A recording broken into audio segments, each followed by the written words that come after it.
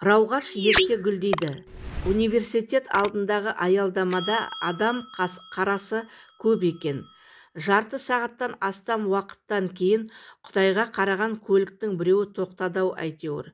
Сол 20 адамдық шағын автобусқа 49-шы болып мен де кіріп үлгердім. Елдің өзі бір аяғы қоярға жер таппай тұрса, бір кесір жолдас отыратын орын жоқ екен, деп өзінше өкініш білдірді. Оның сөзіне мырс еттік те қойдық. Бір кезде менің қолымды бір кішкентай қолдың қыса ұстағанын сездім.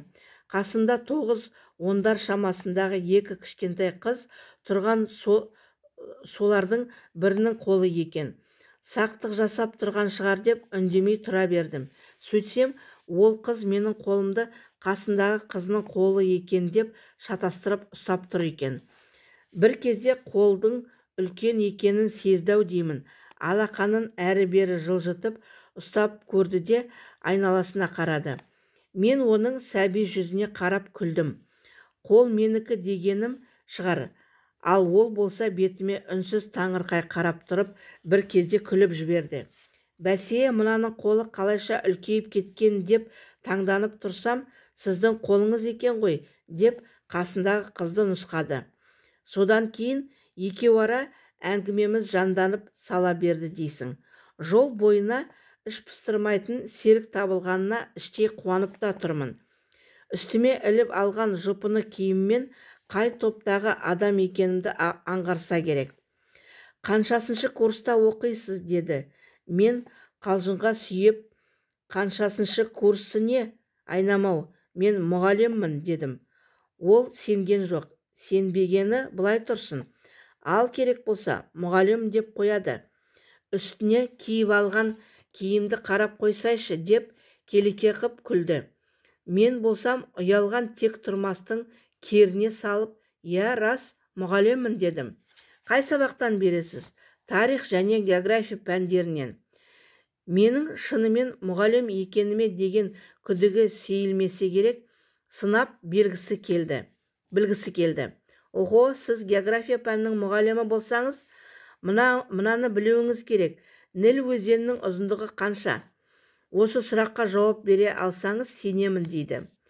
Өлген жерім осы екен, дедім. Шынымды айтсам, білмейтін едім. Сол өзеннің ұзындығын қанша екендігін мектеп программасында оқуын оқыдық қой. Бірақ ұмытып қалған екенмін. Сұрап алған ауруға дауа жоқ. Енді не де болса да жауап беру керек. Оның үстіне автобус ішіндегі іші пысып келе жатқан жұрттың бәрінің назары әлдеқашан бізге ауған. Аузыма қайдан түскенін білмейм, 6000 шақырым, дедім. Қу қыз сықылықтап бір күліп алды да, әй мұғалім ағай, неге өтірік айтасыз? Таппадыңыз. Білмесеңіз мен айтайын. Бұдан былай жадыңызда сақтаңыз. Әлемдегі ең ұзын өзен осы Ніл өзені. Бұл өзеннің ұзындығы 5400 шақырым, деді.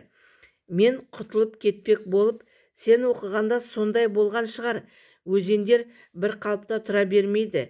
Жиі ұзарып, не болмаса қысқарып тұрады. Сен оқығанда 5500 шақырым болса, одан бері ұзарып 6000 шақырым болған шығар, дедім. Тәтті қыз бұл жолы да оңай құтылдыра салған жоқ. Одан әрмен келеке қылып, әй ағай, сіз де қатырады екенсіз. Сіз тұрмақ, сіздің әкеңіз оқығанда осылай болған. Және сіздің немереңіз де осылай деп оқитын болады. Мені неге алдайсыз? Білмесеңіз білмеймін деп айтпайсыз ба? Мен сізге екілік баға қойғалы отырған мұғалім емеспін ғой. Шынымды айтсам, сіз мұғалім емес, талантсыз актер сияқтысыз. Содан аз кем уақыт үнсіз тұрды да қайта бастады. Сіз жаңа география мен қоса тарих пәнінде сабақ беремін дедіңіз. Онда айтыңызшы. Ежелгі Египетте ел билеушіні не деп атайды? Мысалға, бізге президент дейді, бізде, деп бастады. Ұзақ сонар мәліметтерді алдыма жайды дейсің келіп. Қай мемлекетте қалай атайтынын айтып шықты. Ал енді айтыңыз, деді. Сәл ойланып алу үшін қулыққа көшіп, сұрағыңды түсінбей қалдым, қайталашы, дедім. Ол болса тақылдап тұрып, Египетте ел билеушіні не деп атайды, деді. Білетін ақ сияқты едім, есіме түсіре алсамшы. Жұрт назары жеп барады. Білмей қалсам ұят болады. Өзіме де обал жоқ, бағана география пәнін ғана деп айтсам ғой, бұл сұрақты қоймас еді. Бір пәнді аз сынғанда екінші пәнді айтып нем бар еді. Енді азабын тартып жатырмын. Білетін едім, тек жұмыстан шаршап шыққандікі ме есіме түсіре алмай тұрмын. Басқа әрпін айтшы, дедім. П. Так, тілімнің ұшында тұр. Соңғы әрпін де айтшы. Н. Болды, өзіңізді өзіңіз қинай бермеңіз. Білмейсіз ғой, жаттап алыңыз. Ежелгі Египетте ел билеушіні Перғауын деген. Әй, мұғалім-ай, ұятқа қалдыңыз, иә? Егер сіз мұғалім болмасаңыз, онда бізге оқудың керегі жоқ шығар. Мен қыздан тірі тұрып құтылмасымды білдім де, әңгіме ауанын басқа жаққа аударғым келді. Өзің кештетіп қайдан келе жатырсың? Парктен. Ұнады ма? Ұнағанда қандай? Ақшаң жетпей қалған жоқ па? Қайта керісінше 1000 теңгеміз артылып қалды. Мамам маған 5000 теңге берген. 4000 теңгесіне жақсылап қыдырдым. Қалғанын өзіне қайырып берем. Көп ақша беріпті ғой. Иә, көп берді. Өйткені біздің уәдеміз бар болатын. Сол уәде бойынша мен 1-ші тоқсанда барлық сабақтан 5-ке шықтым. Ал мамам 5000 теңге берді. Қасында тұрған өзі қатарлас кішкентай қыз бен баланы ымдап, мына достарыңа қаншадан бердің, дедім. Оларға қарап тұрды да, қолын бір сілтеп, бұларға ма? Бұларға бергенім жоқ. Себебі бұл екеуі де мамама берген уәделерін орындай алмады. Мынау сіңілім, бұл 2 сабақтан 4-ке шығып қалды да сыйлықтан құр қалды. Ал мынау інім, ол тура сіз сияқты дым білмейтін сауатсыз. Менің жақсы оқығандығымның арқасында ғана бүгін қыдырып келе жатыр. Ертпей тастап кетейін дедім де аядым. Жақсы оқыса қандай сыйлық алатындарын көріп ынталансын деп те ертіп алдым. Папаң кім болып жұмыс жасайды? Сіз менің сөздеріме қарап үлкен қызметкердің қызы екен деп ойлап тұрған шығарсыз. Жоқ, мүлде олай емес. Егер солай деп ойласаңыз, қателесесіз. Папам автобус айдайды, ал мамам сол автобуста кондуктор. Таңғысын біз ұйықтап жатқанда кетеді, түнде біз ұйықтап жатқанда келеді. Бір-бірімізді көп көре бермейміз. Өзіміз өсіп жатырмыз. Сен мені әбден тексердің. Мен де сені бір тексеріп көрсем бола ма? Болады, неге болмасын? Жаңа сен жақсы оқимын дедің, иә? Сен жақсы оқысаң, мынаны білуің керек. Көктемде ең бірінші қай гүл өсіп шығады? Ерте өсетін гүлді айтшы, дедім. Өзі құсап тақылдап, ол мүдірген жоқ. Білмей қалса екен деп тұрған шығарсыз. Өкінішке орай білемін. Сіз өте оңай сұрақ қойдыңыз. Көктемде ең бірінші қауыз жаратын, ерте өсіп шығатын гүл бәйшешек деп атады. Ол барлық гүлден бұрын өсіп шығады. Тіпті көктемнің шығуын күтпей-ақ қыстың соңына қарай қардың астында жатып та өсе береді. Онда сен де сол бәйшешек екенсің. Неге? Өйткені сен де ерте гүлдепсің. Көктемнің шығуын күтпей-ақ ең бірінші болып. Жоқ, мен бәйшешек емеспін. Мен деген рауғашпын. Мені әкем солай атайды. Жақсы көрген кездерінде рауғашым менің деп еркелетеді. Сіз рауғашты білесіз бе? Ол көп жақтарда өспейді. Тауда ғана. Онда да алыс тауларда ғана өседі. Білемін, біздің тауда өседі. Мен оны жақсы көремін. Сіз де таулы аймақтансыз ба? Иә, оны қайдан білдіңіз? Түріңізден байқалады. Оның үстіне мен де сол жақтанмын. Рауғашты көбіне біздің жақтыкілер ғана біледі. Сонымен рауғашпын де. Я рауғашпын. Рауғаш қышқыл болады ғой. Мен де қышқылмын. Сосын рауғаш та ерте гүлдейді. Жаз шыға салысымен піседі. Бірақ бір аяныштысы сол, оның ғұмыры өте қысқа. Қолы жеткендер жеп үлгермесе тез қатып қалады. Жоқ болып кетеді.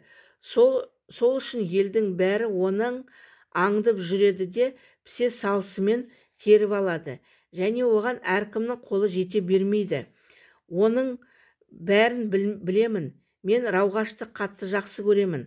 Алматы көшелерінің тығынынан зәрезап болған жұрттың бұл күнгі жолдың ұзара түскенін тілеп келе жатыр еді іштей. Өйткені олардың барлығы да рауғаш екеуміздің әңгімелерімізге беріліп кеткен еді. Тыңдай бергілері келетін сияқты. Мені емес, әрине, мына бір ерте гүлдеген рауғаштың қышқыл да тәтті қылықтарын тамашалап келе жатыр еді. Ол сол қаптаған көзқарастардан қысылғандай болып маған сыбырлап қана «Еңкейіңізші» деді. Мен еңкейіп құлағымды оның аузына жақындаттым. Ол сыбырлап қана «Мыналардың бәрі бізді тыңдап келе жатыр ғой. Естіп қоймасын. Қызыңыз бар ма?» деді. «Бар. Аты кім? Жансая? Әдемі ат екен. Өзі де сұлу. Мен сияқты ма? Я. Қашан үйленесіз? Оны не қыласың? Жай тойыңызға мені шақырыңыз деп айтқым келгені ғой. Сені кіммін деп шақырайын? Жай танысым еді деп салсаңыз болды. Танысым дегенге сенсе жақсы. Сенбей қалып бұрынғы қызың шығар десе пәлеге қаламын ғой. Неге олай деп ойламайтын шығар, жынды болмаса. Мен кішкентаймын ғой. Ой, сіз мені білмейсіз ғой. Мен деген кереметтей әншімін. Тойыңызға шақырсаңыз ән салып беремін. Керемет өтер еді. Өмірде осылай қызықты сәттердің қысқа болғанда да тым қысқа болатыны жаман да. Бізді де екеуара қызықты сәттеріміздің соңына жеткенімізді қыздың өзі жеткізді. Сіз қай аялдамадан түсесіз? Абылайхан. Қабай, неге өкіндің? Мен Қонаев көшесінен түсетін едім. Түссең не қылады? Жолда машиналар көп, өту қиын. Сіз біздің аялдамадан түссеңіз бізді жолдан өткізіп жіберсе болар еді ғой деп ойлағаным. Сол аялдамадан түсіп қалып, рауғаш қызды жолдан өткізіп, тіпті үйіне дейін жеткізіп салуыма болар еді.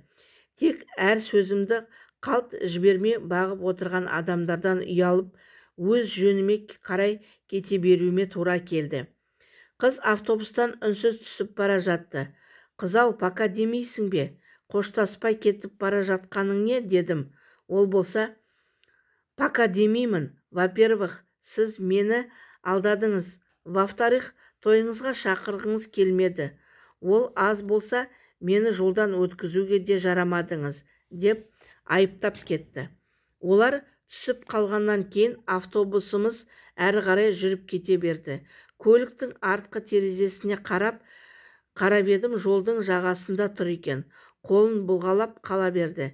Мен іштей аман бол айналайын деп кете бердім.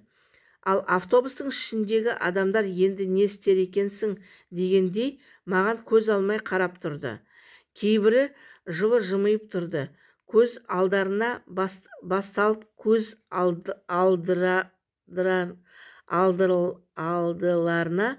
аяқталған ғажап киноның аянышты кейіпкеріне аяушылықпен қарайтын сияқты бәрі.